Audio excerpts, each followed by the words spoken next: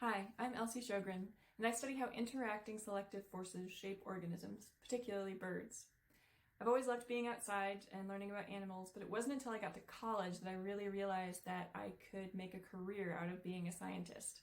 So I got my first job as a field assistant after my sophomore year on a project that studied birds, and I was able to get up super early, go out and catch birds, do foraging flight observations, measure chick growth, and I just loved all of it. So I've really never looked back from that experience.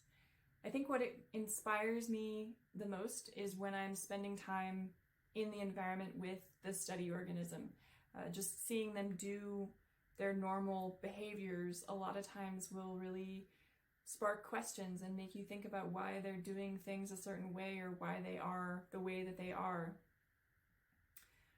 After I took ornithology in undergrad, I was really interested in birds as a study system, and the questions that I was most intrigued by were those relating to evolution and selective forces, how they shaped this incredible array of diverse bird species. But I spent a few years after I graduated working as an assistant for other research projects just to kind of get a better understanding of what questions I was most interested in before I started my own graduate degree.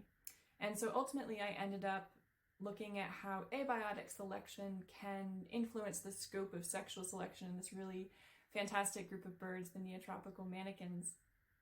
And it was a really wonderful experience because I was able to look at multiple biological levels, from population genetic studies to behavioral experiments to more comparative studies of patterns across the clade.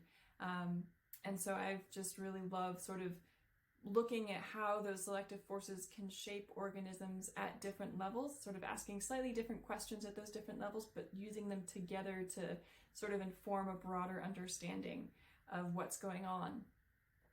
I think birds are a really incredible group to study because they are so diverse. They have found a way to adapt to an incredible array of environments, and there's just so many questions that you can tackle with them. And for the most part, they're cooperative and amenable to study. I think what I've learned over the years is that things rarely go according to plan, and that's okay.